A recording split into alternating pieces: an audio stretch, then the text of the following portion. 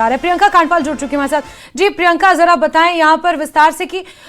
लोगों में जो डर है, हालांकि मुख्यमंत्री रेखा गुप्ता ये स्पष्ट कर चुकी हैं कि जो पहले से कॉलोनियां बनी हुई हैं, जो मकान वहां पर पहले से हैं, उन पर किसी तरह की कोई कार्रवाई नहीं होगी, और इसी के चलते अब डीडीए और सरकार आमने सामने है, इस तरह की भी कुछ खबरें हैं। देखिए, साफ तौर पर जगह जगह पर दिल्ली में 22 किलोमीटर का जो स्ट्रेच है वहाँ पर ओजोन के बोर्ड लगे हुए हैं, और जो आसपास लोग रहते हैं उनका जाहिर तौर पर उसको लेकर डर के साए में वो लोग जी रहे हैं। ये ओजोन के बोर्ड साफ तौर पर बताते हैं कि आपकी जिस भी जगह पे ये बोर्ड लगे वो यमुना की जो रिवर बेड है उस एरिया में है। वो ज़मीन डीडीए की भी हो सकती है, वो ज़मीन जो है वो बाढ़ और सिंचाई विभाग की भी हो सकती है, आईएफसी की। तो ये बोर्ड लगे हुए हैं। ऐसे में तकरीबन 92-94 कॉलोनीज़ जो हैं वो ओजोन के अंडर आ रही हैं, जिसमें से बदरपुर विधानसभा की बात करें तो केवल वहीं से 52 कॉलोनीज़ जो हैं वो ओजोन में आई हुई हैं। ऐसे में उनके जो सांसद हैं, वो चाहे इस तरफ की बात करें या उधर से मनोज तिवारी की बात करें, दिल्ली के तमाम सांसदों ने एलजी से मिलकर इस मामले पर अपनी राय रखी थी। खासतौर पर रामवीर बिदूड़ी की बात करें, जिनके अंडर ये पूरा बदरपुर विधानसभा का एरिया आता है, वो लगातार इस चीज़ को लेकर मुखर होकर बोल रहे हैं कि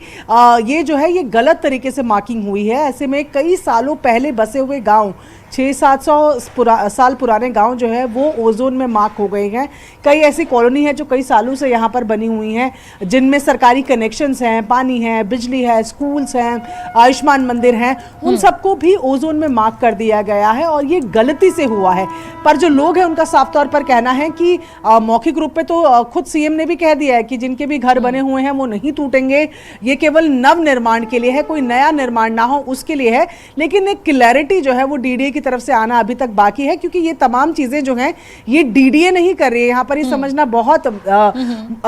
जरूरी है कि कोर्ट के आदेश से एनजीटी को ये पावर मिली हुई है, और एनजीटी के पावर से डीडीए को ये पावर दी गई है कि वो इन जगहों को खाली कराए। तो ऐसे में कोर्ट के सामने फिलहाल जो कोर्ट के निर्देश है उसके सामने दिल्ली के सांसद, दिल्ली की सरकार खड़े हुए नजर आ रहे हैं। बिल्कुल प्रियंका, और ऐसे में लोगों के मन में डीडीए के खिलाफ, एमसीडी के खिलाफ जो गुस्सा है, ये भी कहीं ना कहीं इस जो ये सियासी रंग एक तरह से ये पूरा मामला ले रहा है, उसमें आग में घी का काम डालने का काम ये पूरा लोगों का नैरेटिव कर रहा है। ऐसे में हालांकि डीडीए की तरफ से भी ये स्पष्ट किया गया है, लेकिन लोगों की नाराजगी फिर किस चीज को लेकर है, जब ये स्पष्ट कर दिया गया कि जो वहां पर पुरानी कॉलोनियां हैं उन्हें तो बिल्कुल ही छेड़ा नहीं जाएगा, तोड़ा नहीं जाएगा।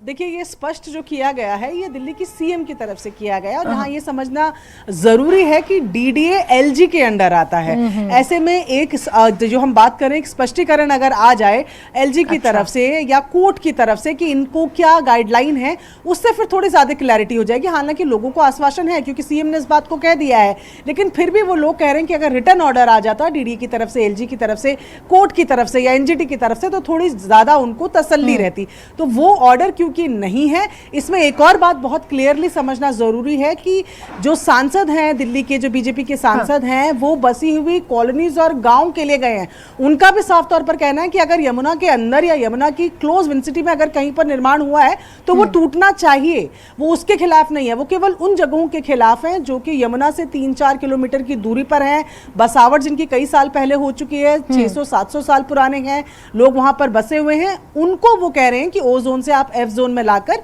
सेफ किया जाए। ये फिलहाल लोगों की मांग है, यही जो डिमांड है वो दिल्ली में बीजेपी के साथ बिल्कुल। साथ ही प्रियंका, स्पेशल प्रोविजन एक्ट के तहत तो 31 दिसंबर 2026 तक तो लोगों को ये राहत मिली हुई है, क्योंकि केंद्र ने और डीडीए ने तो ये स्पष्ट किया है कोर्ट में कि तब तक तो कोई तोड़फोड़ की कार्रवाई लोगों के ऊपर नहीं की जाएगी, इन कॉलोनियों के ऊपर नहीं की जाएगी। जी बिल्कुल, ये अभी तक जो सामने आ रहा है उसमें यही माना जा रहा है कि 31 दिसंबर तक कोई कार्रवाई नहीं होगी। लेकिन जिस तरीके से हम बात कर रहे हैं, इस दौरान भी हमने देखा है, बुराड़ी के जगतपुरा एक्सटेंशन की बात की जाए, वहां पर ओजोन और बिल्डिंग बायलॉज दोनों का कॉम्बिनेशन जहां देखने को मिल रहा है, वहां तोड़फोड़ की जा रही है। वहां पर